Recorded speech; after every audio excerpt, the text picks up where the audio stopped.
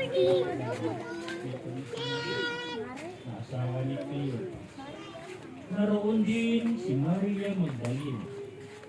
Nang makita ni Jesus ang kanyang ina at ang minamahal niyang alagad sa tabi nito, kanyang sinasabi, "Ginang, narito ang iyong anak." At sinabi sa alagad, "Narito ang iyong ina."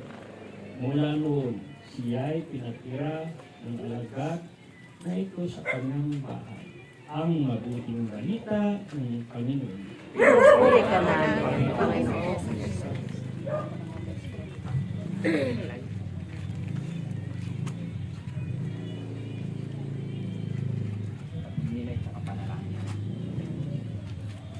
Pagninilay.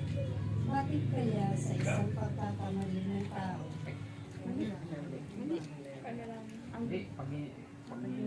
Ang bigyan ka ng isang ina, mali siguro yan.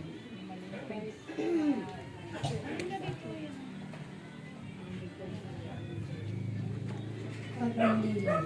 Ang bigyan ka ng isang ina sa kanilang pamana. Galig at pabalito. Siyempre, ang ibibigay natin sa ating minamahal ay ang pinakamaganda o ang pinakamahalaga sa atin. Ano ang nabili natin sa isang taong aalis? Mag-ingat ka.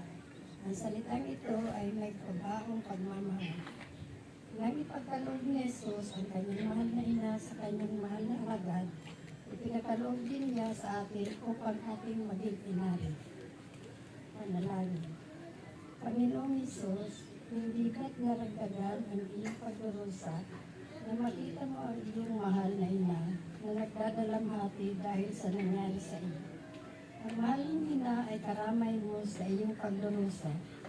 Sino nga bang ina ang nakakatagal kung nakikita niya ang kanyang anak na pinahihirapan ng iba? Dahil sa pagmamahal mo sa iyong ina ay inatasan mo ang iyong alagad na matalik mo ring kaibigan na huwag siyang pabayaan. Mapalad din ang iyong alagad sa pagkakaroon ng isang ina. Salamat sa iyo, Panginoon, at ibinigay mo sa amin ang iyong ina upang maging ina rin namin. Tinatanggap din namin si Maria ng buong puso. Luwalhati sa Ama, sa Anak at sa Espiritu Santo. Kapara sa unang-una, ngayon, magpakailanman, magpasawalang hanggan. Sana, susun.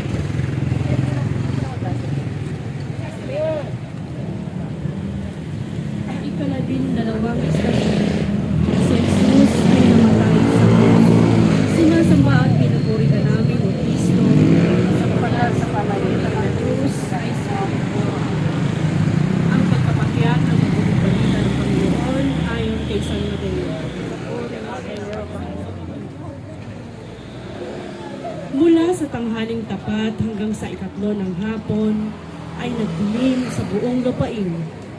Nang mag-3 ng hapon, sumigaw si Jesus, Eli, Eli, lama sabaktani. Ang ibig sabihin, Diyos ko, bakit mo ako pinabayaan? Narinig ito ng ilan sa mga kakayo roon. Sinabi nila, tinatawag niya si Elias. Agad tumakbo ang isa sa kanila at kumuha ng esponga. Tinigmak ng maasim na alak, inilagay sa dulo ng isang tambo at ipinasipsip kay Jesus. Ngunit sinabi naman ng iba, hintay muna, tingnan natin kung darating si Elias upang iligtas siya. Muling sumigaw si Jesus at nalagutan ang hininga. Ang mabuting balita ng Panginoon.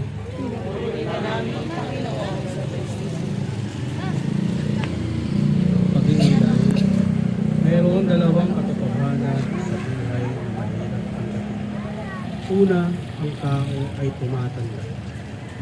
Ang ikalawa, ang kamatayan ay darating sa iyo. Masakit tanggapin kapag mayroong minamahal ng kamatay.